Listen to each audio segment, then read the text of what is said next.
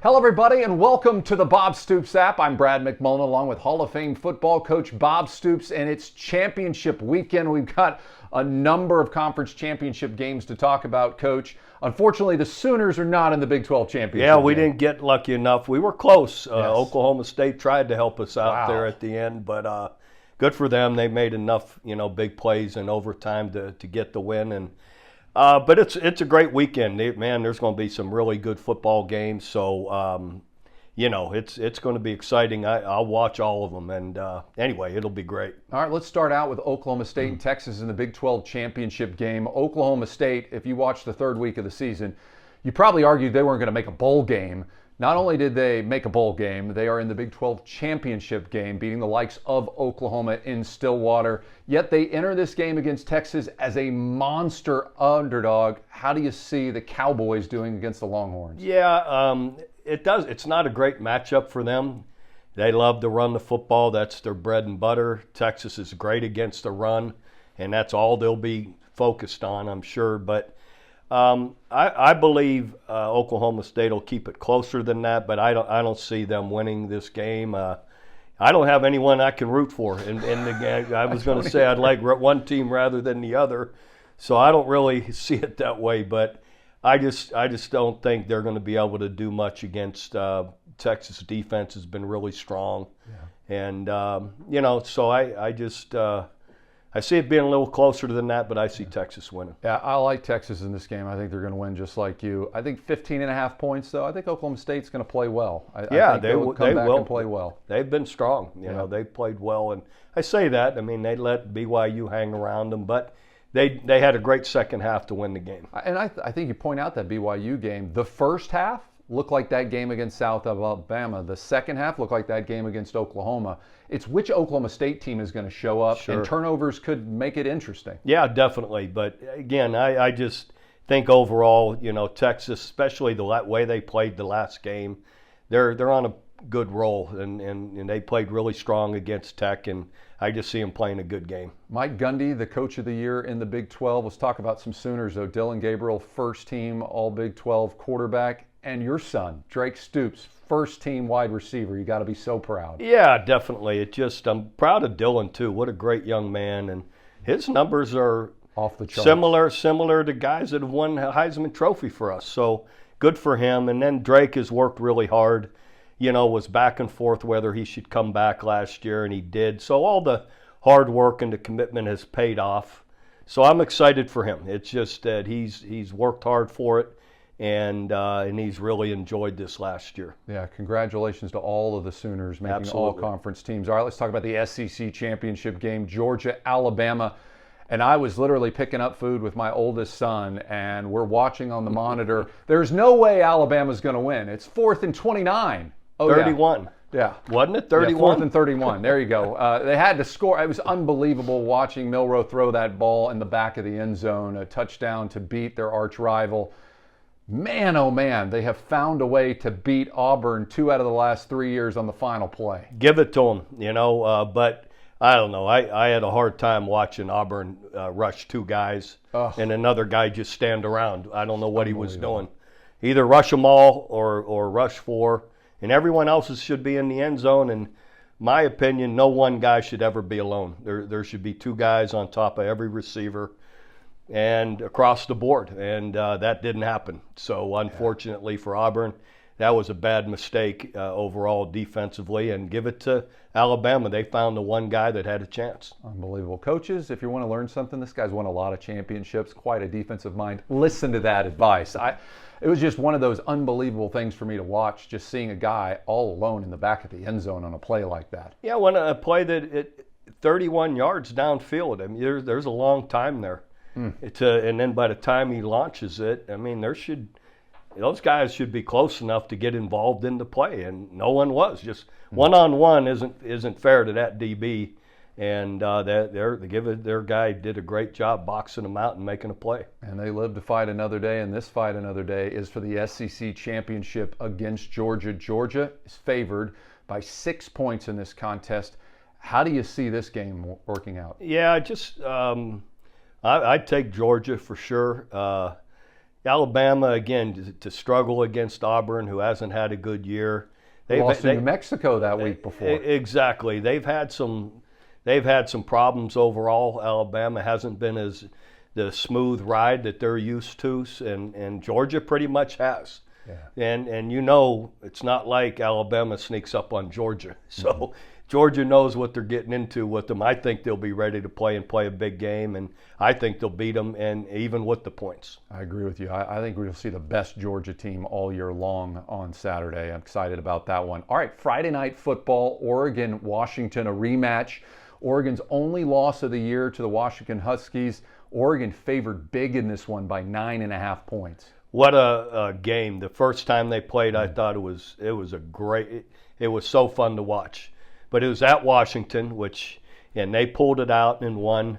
I thought, in my opinion, going for two and some of the other fourth downs that Coach Lanning went, again, I'm not being critical, but I just think analytics and some of that you got to have a better gut feeling, take points, and they didn't, and that won't happen this time. I believe that Oregon will win, but I believe it'll be closer than what that line is. I agree with you, and I love what Coach Lanning, he owned it at the end of the game. Right. He said, look, I'm going to learn from mistakes. I made mistakes. I took points off the board. I'm not going to do that the next time. I think they're really pumped up about this rematch. Agreed, but Washington's a good football team, and I think their coaching staff has been outstanding. The 4th-and-1 play on their own, 28 last week, in a tie ball game, you got to give it to him, man. That was, and I love this point after the game. He said, "Look, I put it in one of the best players on the field, in an open space, and you're not going to, he's going to get a yard, and you know what? He got more than a yard. He got it down in the field goal range, and I thought it was a brilliant play call. And when he explained it after, I go, you know what? That's a great point. This guy one-on-one with the DB in open field, he's going to get a yard." Yeah, boy, it's going to be a lot of fun to watch that game on Friday. Now, all right, next championship, ACC, Louisville, Florida State. Kentucky beat Louisville in that big rival game last week. Huge win for the Wildcats. Louisville's really good. They beat Notre Dame. A lot of talent, a lot of speed out there. Florida State without their main quarterback. Florida State still favored in this one by 3 points. I like Florida State. Agreed. They just went to the Swamp and beat Florida. Without their starting quarterback. So they got a lot of fight in them, a lot of talent around just that quarterback. Louisville, I know they beat Notre Dame, but overall, I don't think they've played as tough of games maybe as Florida State has, and I'd take Florida State in this. I agree with you. I think you just look at how Florida State started the season with LSU, the talent around the quarterback position. The quarterback is a very, very important position on the football field, but I just think they have a lot of talent, Agreed. A lot of experience, and this team has found ways to win, and I think they're ready for the championship game. I agree totally, and they'll have a chip on their shoulder being that they're without their quarterback, and I think that'll motivate all of them. All right, let's go to Conference USA Championship, New Mexico, Liberty favored by 11 points. Liberty 12-0, New Mexico 10-3. I go with Liberty. For whatever reason, man, I just keep seeing their scores.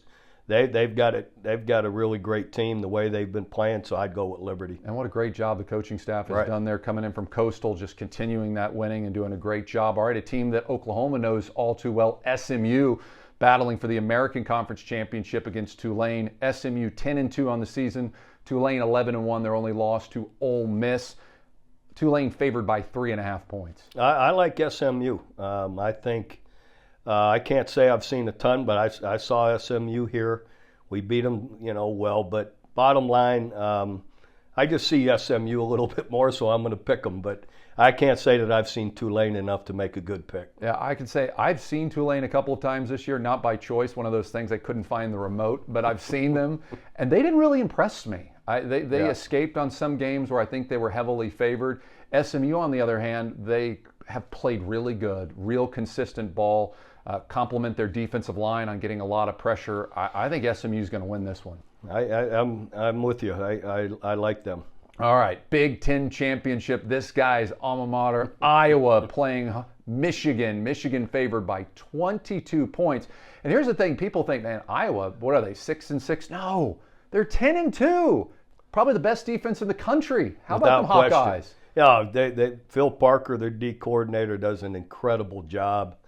They won the game last week, when they were tied up or behind, to get the field goal to win. They intercept the ball and run it down in the field goal position. So they do a great job.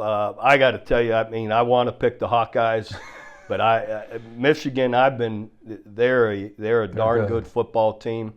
Just had a great game with Ohio State. Maybe Iowa catches them napping a little bit, but I doubt it. Not when it's a Big Ten championship.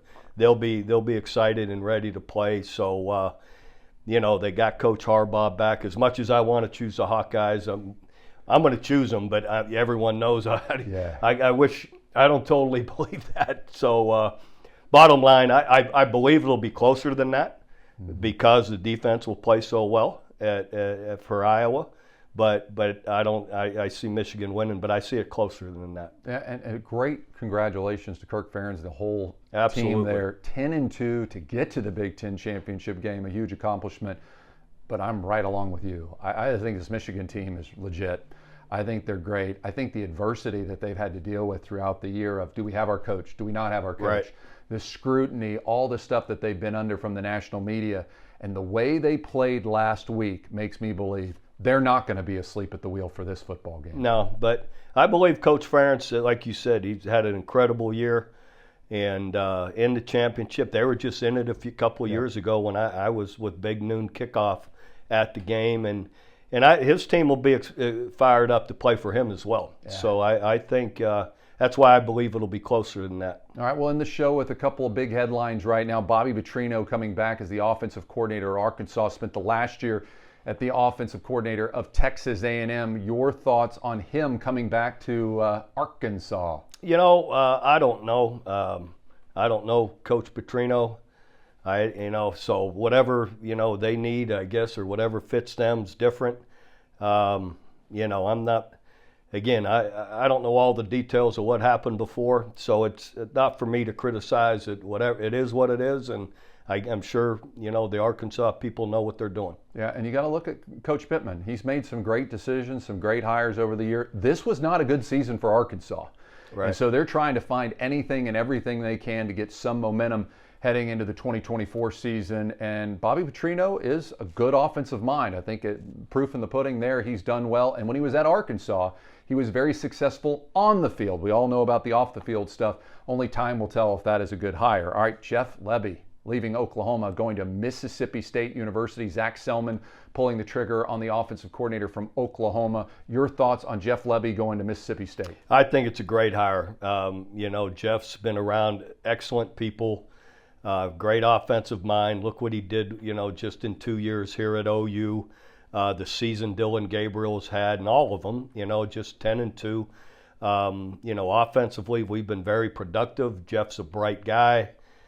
Players will love him. And Zach Selman, great AD. I know did a super job here with us all those years. I know they'll meld well, the two of them, to grow that program. So I think it's a great hire, and wish Jeff all the best of luck in the world, and appreciate the work he did here. And I'm excited to see us move forward with Seth Luttrell and Joe John Finley kind of as coordinator and co-coordinator, and really believe in those guys. They've had great success, and they've got history together, but they have a strong track record as well, as offensive coaches. And what a great hire for Oklahoma, in the sense that you get someone like Seth Luttrell, who's been on the staff, who had great success as an offensive coordinator at Arizona, Indiana, and of course, what he did at North Texas calling plays.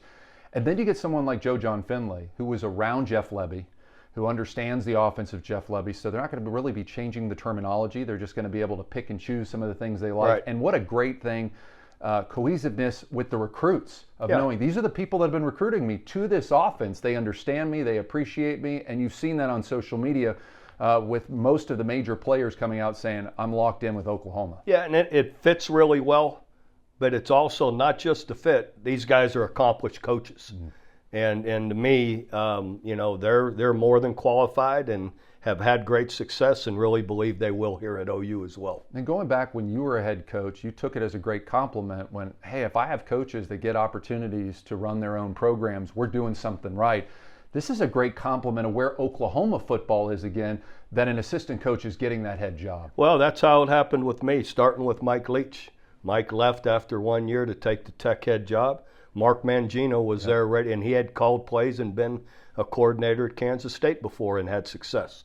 Mark did great for us. We go undefeated the next year, and then he gets a head coaching job at KU, and Chuck Long had been there with us. And so Chuck Long becomes the offensive coordinator, had his chance, and we had great success again. And then from there, Kevin Wilson is on our staff, had great success at Northwestern before he came to OU. And then at OU becomes, sets a record at points. So we were able to continually keep it in-house, as well as not just keep the same system, but all of these guys added a little bit to the system. And brought something a little bit different that was helpful. And you can have a lot of success because that way your players constantly feel like they're just continually developing the same system without having to learn anything just completely new. Yeah, I think it's a great, great hire for Oklahoma. All right, some other stories out there. Matt Rule, the head coach of Nebraska, says, hey, it's going to take at least $2 million if you want to get a good quarterback to start in Division I football now. Your thoughts on his comments and NIL in general heading into 2024? Well, I'll be honest. I'm not in that world anymore. But, I mean, if it's $2 million, I mean, that's more than what an NFL first-year guy is going to make. So, hey, that's where it's at right now until someone, I don't know who, gets a handle on this and puts some guardrails around it. This is what you're going to see. Yeah, and I'll just say this about Nebraska. If he knows that's the price tag, they weren't paying it. They were 5-7 last year. So there you go. You got to love that. All right. You said that, not me. I said it, not him. All right. Remember, for videos anytime, just tap on our video link. And don't worry, we'll be back here in a couple weeks breaking down all the big bowl games, talking about all the big matchups, and get the insight from the legend himself, Bob Stoops. Hope everybody has a great weekend. Enjoy that championship football. For Bob Stoops, I'm Brad McMullen.